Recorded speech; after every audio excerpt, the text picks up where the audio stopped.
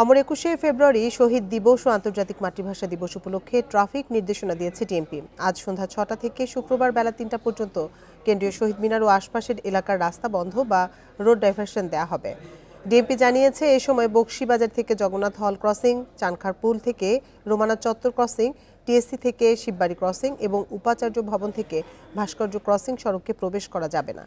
কেন্দ্রীয় শহীদ মিনারে শ্রদ্ধা নিবেদনের জন্য সর্বসাধারণের হেঁটে চলাচলের পথ পলাশী থেকে ভাস্কর্য ক্রসিং, জগন্নাথ হল ক্রসিং হয়ে কেন্দ্রীয় শহীদ মিনারে প্রবেশ এবং শ্রদ্ধা নিবেদন শেষে রোমানা ক্রসিং, দোয়েল চত্বর ক্রসিং হয়ে গন্তব্যে পৌঁছাবেন। বৃহস্পতিবার রাত 12:45 থেকে কেন্দ্রীয় শহীদ মিনারে সর্বসাধারণের জন্য উন্মুক্ত করা হবে। শ্রদ্ধা নিবেদন করতে যাওয়া মানুষকে কোনো ব্যাগ, কার্টুন, দাহ্য পদার্থ বহন করতে নিষেধ করা হয়েছে।